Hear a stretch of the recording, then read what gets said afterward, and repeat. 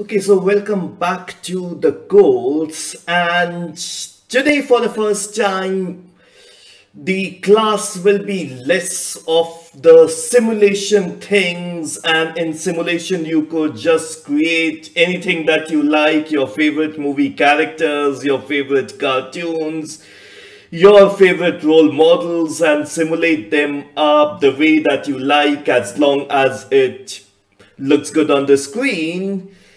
Today we'll be diverting in a little bit so as to really understand the essence of simulation, and we will be talking about robotics.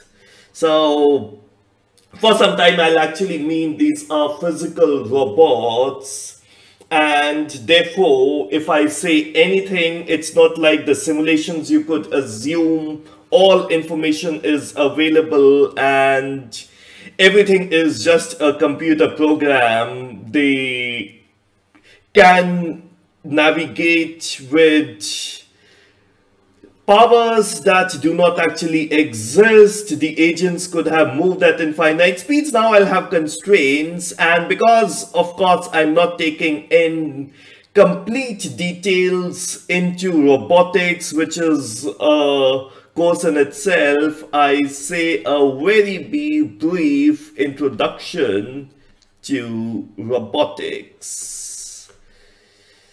Okay, so what's a robot? It's of course a same AI agent that we've been talking about for a very long time. So it senses everything in the environment using its eyes or the sensors, and it acts in the world through its actuators, which are typically motors. And using that, we have to find out what AI technique, what algorithmics, what programming can we use so that we can relate the eyes or the sensors to the motors or the actuators. And believe me, I get a lot of people who want to work with real hardcore robots. With that background, they design amazing robot, and then the question is, can we have a chip that takes from the sensors and gives it to the actuator? Yes, but you'll have to program that. So it's all about programming robots in this particular lecture. Now, if you have to, I am not gonna repeat my introduction to AI given at the start of the course again. Now what we're gonna do is we're gonna see that how do I program robots.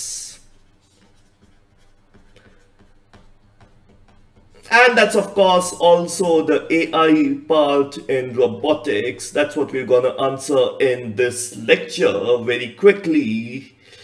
Now, what really happens around, as soon as we get a robot into our laboratory, we are, as roboticists, extremely excited, and we unpack the robot and we take in great selfies and great videos so as to tell all our friends that, hey, that's an expensive piece of robot that has come into the lab and how cool that is. I play with all these expensive toys.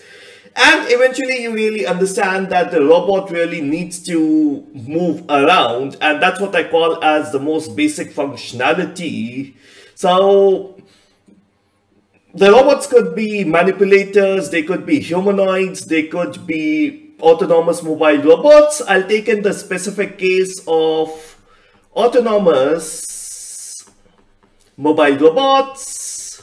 And why did I do that? Because of course you know that in this institute, manipulators is already a course that you've gone through, and humanoids is another course.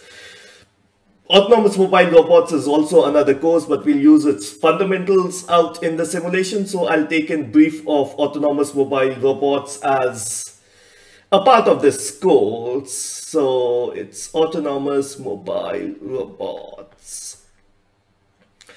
So what really happens is that this is where I work. This is my laboratory. Many of you may be able to recognize the different places that I draw over here. And there you go. There's an office that I have like this. There are some flower pots and blah, blah, blah, blah, blah. And inside this lab, I physically have what I call as my autonomous mobile robot, or the AMR, and that's newly purchased, and that's its home where it will spend the rest of its time. Of course, the robots are always housed at the charging location. So that's a charging location. And the most basic functionality that I need from any robot is that the robot should be able to reach a goal, which is all the way up around over here, using two things as we discussed previously. So it should know how to avoid all these static obstacles. That's what my programming should do once. And of course, we discussed that as the robot is traveling here, there will be some research scholar who want to meet and greet this new robot. So the robot should really be avoiding them after the photographs have been taken, and they'll move over here. And that's how it should be going. Now, so far in different courses, we know how to do all this in simulation. So why am I repeating it? Like, we know that this trajectory is nothing but AI, or classically the A-star algorithm on grids. We know that this is nothing but the artificial potential field, or the social potential field. The fusion between these two is what we already know as the fusion of deliberative and reactive planning. So we can only do that into simulation, but then today's lecture is to highlight the assumptions made so far. All these problems that I listed so far all the way over here are called as the planning problem. However, that's not the only problem. I need to talk about some assumptions. So let's write that down. What assumptions did I make? Number one, I assumed that I know my position. That's called as the localization problem.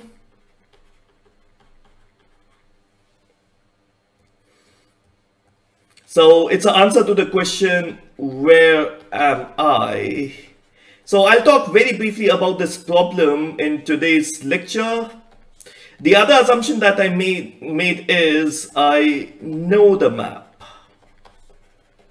which is this beautiful picture and this beautiful picture.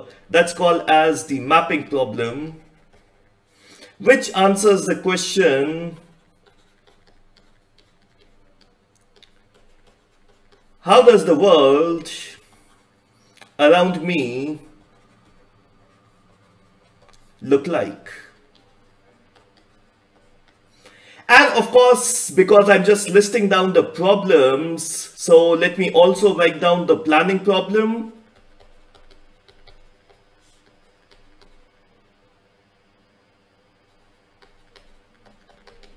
Which answers the question, how to move in the world, or sometimes which path to take. So unlike the other problem, the root world over here is decision making. And when I talk about decision making, I say every kind of decision is made over here in the planning part of the problem. Every decision is made over here. So I've got localization, I've got mapping, I've got planning. And of course, the last problem is what is control, which is how to move the robot, to move the motors.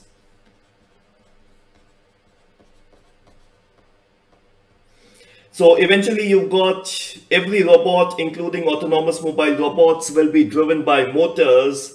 And the motors at the lowest level, they only know whether the current is on, the motor will start working. Look at your fan, or the motor is off, it will stay off. Sometimes, of course, they are servo motors, so it's like a fan with a regulator. You can also control how fast the motor is moving. So the more voltage you supply, the faster will be the motor which will be moving. And of course, at a higher level, you try to find out that this is my trajectory and how do I make sure that my robot always follows the same trajectory. So let's look at this diagram and let's summarize all the different problems.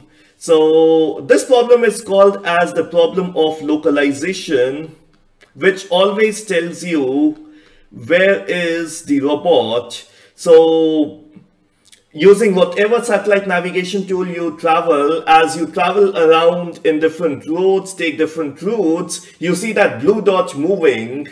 So similarly is the case with robots that we use. As they travel around, I should have an app wherein I should be able to view where the robot is, how is it moving.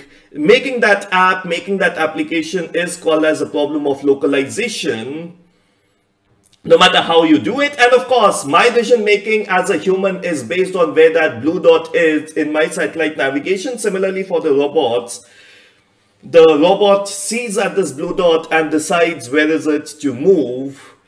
This problem is what is called as, this beautiful picture is what's called as a problem of mapping. So I can see this picture because of the fact that I moved around and inside my brain, I made in such a type of a picture. Now the robot should be able to do exactly the same thing. So the robot should have such a kind of picture in its mind. That's called as a problem of mapping. This is of course the problem of planning. How do I decide the route? And if the robot tries to go in this route, what will really happen is instead of here, sometimes it will be here. Now you need to decide how to control the robot. Just ask it to turn a little bit here. If it turns too much here, it will collide with the obstacle. If it turns too little, then it will keep going away from this path. So how do I control the robot so that more or less this trajectory is followed and these obstacles are avoided? That's what is my problem of control. So planning just tells you a generic plan. It's a controller that actually makes the physical robot navigate as per that plan. So how to minimize this error is the problem of How to minimize this error is what is the problem of control. And today that's exactly what I'll be talking about. I'll first talk about the problem of localization, then the problem of mapping, then of course very briefly the problem of planning, because we've already had a lot of discussions on it. And after very briefly the problem of planning, I'll talk a little bit into controls.